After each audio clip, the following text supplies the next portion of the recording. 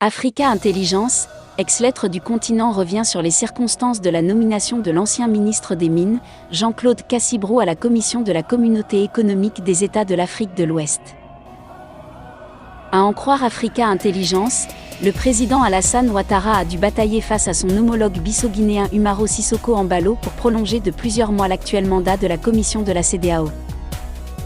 Alors qu'Alassane Ouattara plaidait auprès de ses pairs ouest-africains pour une prolongation des mandats de la Commission de la Communauté économique des États de l'Afrique de l'Ouest, CEDEAO, afin de garantir la continuité de cette dernière dans le suivi de la transition malienne et guinéenne, le président ivoirien a fait face à la vive opposition du président bissau-guinéen Umaro Sissoko Embalo, révèle l'ex-lettre du continent.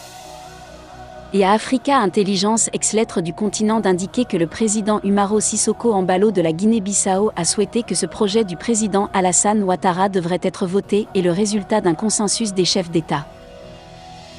Coutumier des coups d'éclat au sein de l'organisation régionale, Embalo a fait valoir que le projet devrait selon lui être voté et résulter d'un consensus préalable entre chefs d'État, fait savoir l'ex-lettre du continent en dévoilant que cette objection du président bissau-guinéen Umaro Sissoko Embalo a nécessité l'intervention du président sénégalais Macky Sall.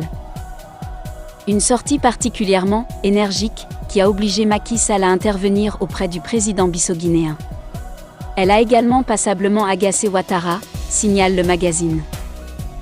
C'est finalement la proposition d'Alassane Ouattara qui a été retenue.